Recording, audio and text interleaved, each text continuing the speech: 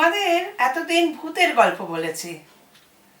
আজকে আমি ঠিক করেছি হাসির গল্প বলবো, মজার গল্প। তো ভালো নিশ্চয়ই লাগবে। সুকুমার রায়ের পেটুক বলবো। তো যেই ভালো লাগবে তোমরা কমেন্ট করবে, সাবস্ক্রাইব করবে, লাইক করবে, শেয়ার করবে, তাহলেও আমার বলতেও ভালো লাগবে। তাহলে আরম্ভ করি। সুকুমার রায়ের পেটুক। সবাই মিলে চেঁচাচ্ছে, হরিপদ, ও হরিপদ। এ বলে হরি, ও বলে হরি, শিগগিরই নিচে আয়। হরিপদ শুনতে পাচ্ছে না। হরিপদ কালা নাকি? না তো, সে তো কালা না। সে কি শুনতেই পাচ্ছে না? সে তো শুনতে পাচ্ছে, তাহলে সাড়া দিচ্ছে না কেন? ও মা, হরিপদ আবার ডাকছে। সে শুনবে না, সে শুনবে কি করে? সে তো সাড়া দিতে পারছে না, শুনতে পাচ্ছে। কেন বলো তো? তার গালে তো ক্ষীরের লাড্ডু।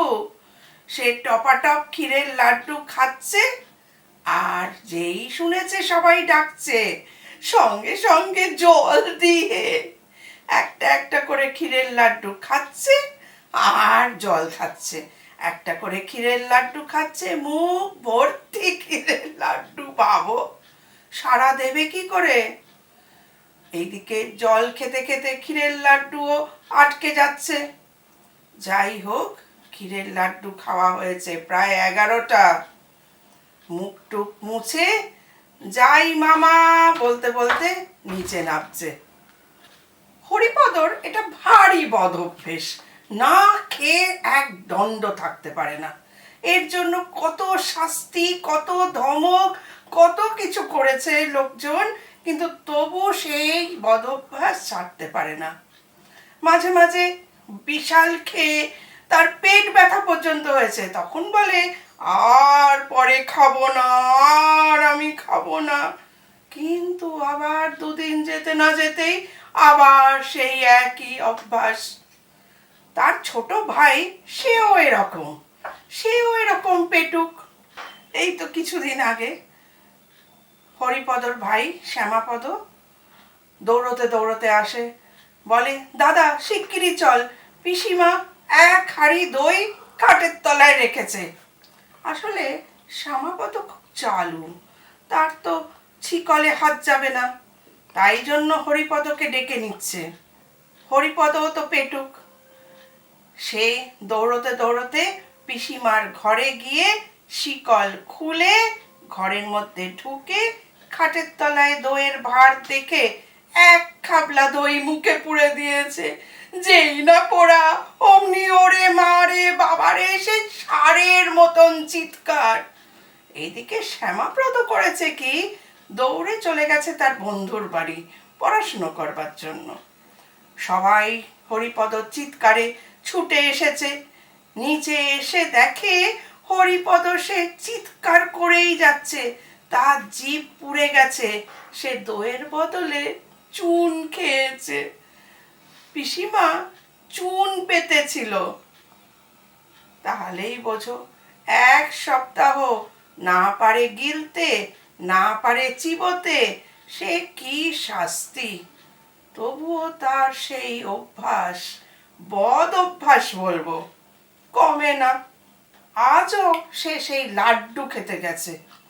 এদিকে তো বাড়ি শুদ্ধ লোক তাকে ডাকছে। ডাকার প্রধান কারণ, সে কোথায় খোঁজ নিচ্ছে। সে মুখটুক মুছে বড় মামার কাছে এসে বলল, হ্যাঁ বড় মামা, বলো কি হয়েছে। বড় মামা গম্ভীর গলায় বললেন, তুই কোথায় ছিলি? এই তো জল খাচ্ছিলুম। জল? শুধু জল? হ্যাঁ গো, শুধু জল। ঠিক আছে, আজ শোন, তোর পিসিমা লাড্ডু বানিয়েছে। সে গো ভীষণ প্লেগ হচ্ছে চারিদিকে, ইঁদুর মারার বিষ দিয়ে, সে গো বিষ, সেই দিয়ে লাড্ডু বানানো হয়েছে। সেই লাড্ডু রেখে দিয়েছে, আমি আজকেই দেখেছি যে রাখা হয়েছে, সেই দেখা যাক কি হয়। এর মধ্যে সেজো মামা এসেছে। সেজো মামা এসে কি যেন ইংরেজিতে বলল বড় মামাকে।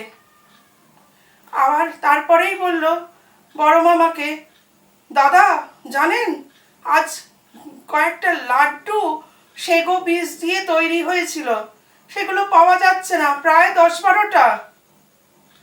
কি কাণ্ড! বড় মামার সঙ্গে সঙ্গে হরিপদকে জিজ্ঞেস করলো, তুই খাসনি তো? হরিপদ তো প্রায় কেঁদে ফেলার জোগাড়। সেগো বিষ খেলে কি হয়? 2-1টা যদি খাস তাহলে হয়তো একটু বমি হবে, একটু কাশি হবে, 2-1 দিন হয়তো শুয়ে থাকতে হবে। কিন্তু যদি বেশি খেয়ে থাকিস তাহলে তো নির্ঘাত মৃত্যু। হরিপদ তো ভ্যাঁ করে কেঁদে ফেললো, সে তো 11টা খেয়েছে। সঙ্গে সঙ্গে বলল, বড় মামা, সেজো মামা, ডাক্তার ডাকো। তুই কটা খেয়েছিস? 11টা। আমার বমি লাগছে, আমার শরীর খারাপ লাগছে। বড় মামা, সেজো মামা দুজনেই গেল ডাক্তার ডাকতে। পাশের বাড়িতেই ডাক্তার, তাদের বন্ধু।